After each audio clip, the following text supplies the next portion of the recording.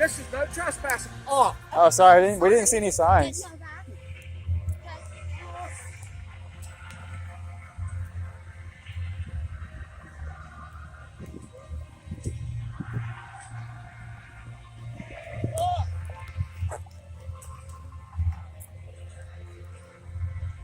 This guy's kicking everybody out. He's raging.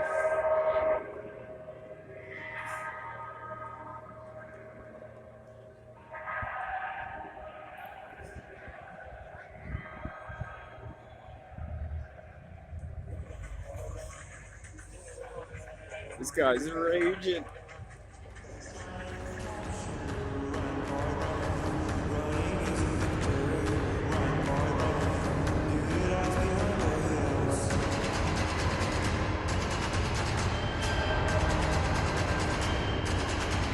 Also today, Donald Trump back on the campaign trail as he prepares to become the official nominee at the Republican National Convention in Milwaukee. Now less than 48 hours away. CNN's Elena Trina is live at the rally in Butler, Pennsylvania, where the former president will address that crowd tonight.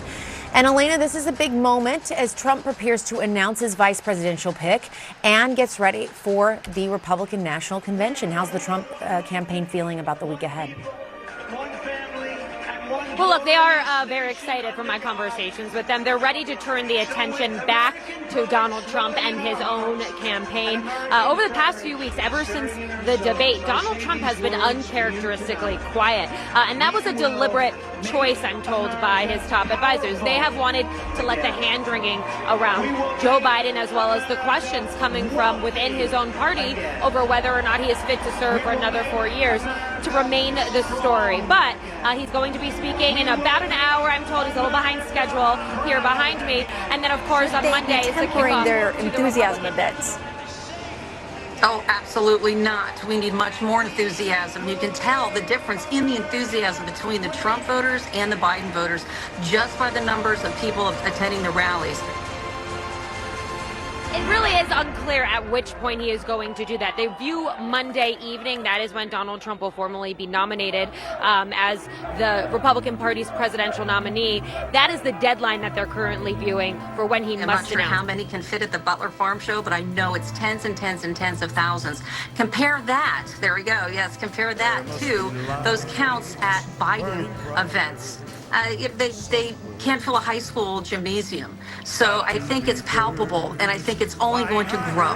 And I see a big win, I think, for President Trump in Pennsylvania. Well, not surprisingly, a couple of your U.S. senators who are Democrats do not see the race the same way. I want to play a little bit of something from Senator Fetterman, who says what he's hearing from the crowds there in Pennsylvania is something different. Here's his take. Joe Biden is going to win Pennsylvania, and of course so is Bob Casey. Tim Scott, Doug Burgum, Marco Rubio, and J.D. Vance, another senator. He praised all of them during that interview, and those are all the same names that we've consistently been hearing that Donald Trump is considering for his VP pick. Now, each of them as well is slated to speak next week at the convention. We're also told several of Donald Trump's family members, including both of his sons, Donald Trump Jr. and Eric Jr. will be speaking. There'll be some celebrity appearances.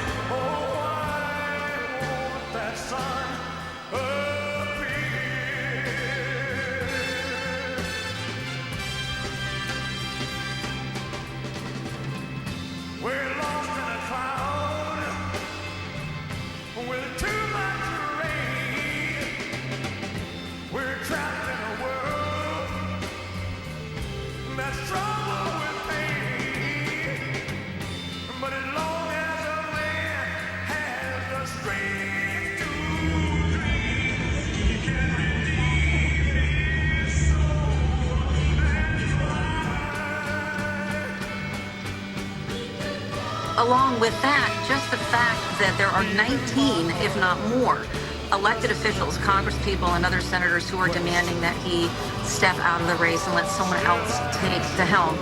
As a Republican, and knowing a lot of Republicans here in Pennsylvania, especially southwestern Pennsylvania, you know, you go, Joe.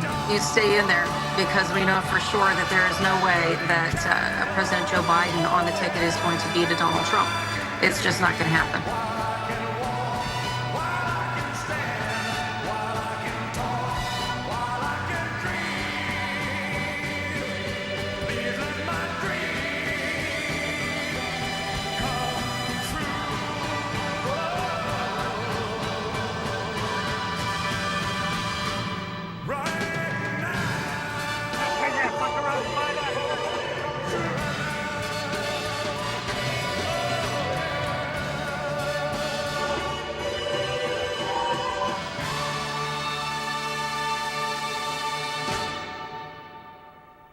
Thank you. Good night.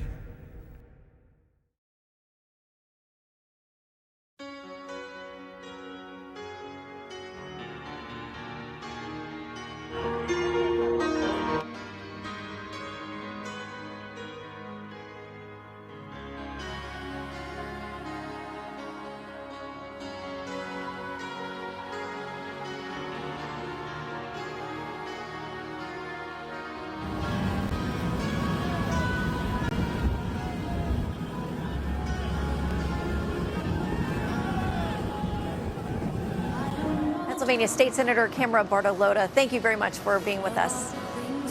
My pleasure. Thanks so much. So the stage is set and some big names are starting to arrive in Milwaukee with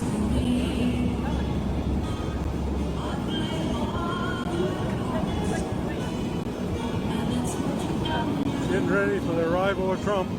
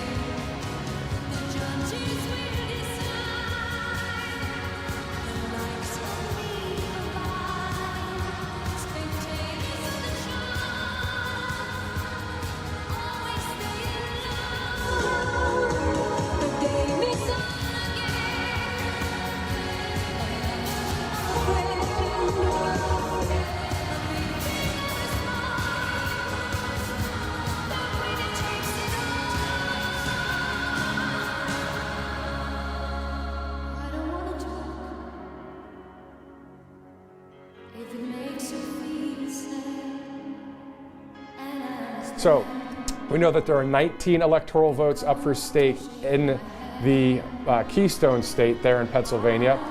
Went to college right outside of Pittsburgh out there. So, some fun facts that I started the broadcast. We'll keep it fun for just a second here. Let's say they call soda in Pittsburgh pop. Sneakers are tennis shoes, and rubber bands are gum bands, for those of you that are familiar with the Pittsburgh area. But they also love their sports, and the Pirates, the Penguins, the Steelers. At the end of the day, the Bridge of Cities, the city of bridges as well. I mean, it's a gorgeous area, but look at all the people there. Obviously, no football game today, no nothing. Even if there was, this is what's wild about this. I know it's not football season yet, but the people show up, whether it's in Pennsylvania, whether it's in Ohio or Georgia or Arizona, whatever state, name it. People, they'll watch the game later. I mean, because they realize how serious of a time this is for our country. And you'll see crowds just like this, regardless if there's a sporting event on or not. But the people of Pittsburgh and the people in that region of Western Pennsylvania and Eastern Ohio love President Trump. I mean, that line right there, Ohio and Pennsylvania, they're only about, I think, 20, 25 miles from Youngstown, Ohio. So I'm sure there's some Ohioans there as well with the Pennsylvanians joining. You know, usually that would be Ohio State versus Penn State in football, but no, these guys, everybody's joining there in the same chorus of freedom for our country. I just want, it's simple. I mean, it's a repeat of a fact. It is the Constitution, it is the First and Second Amendment that these people are there for.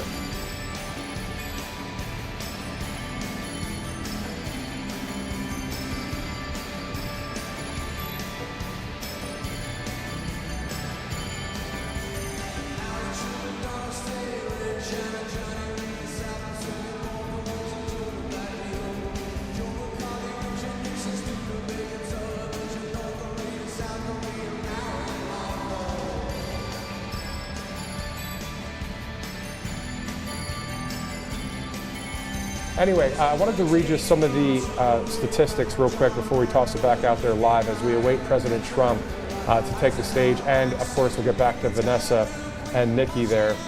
Some of the statistics that I saw that our Pennsylvanians have actually suffered greatly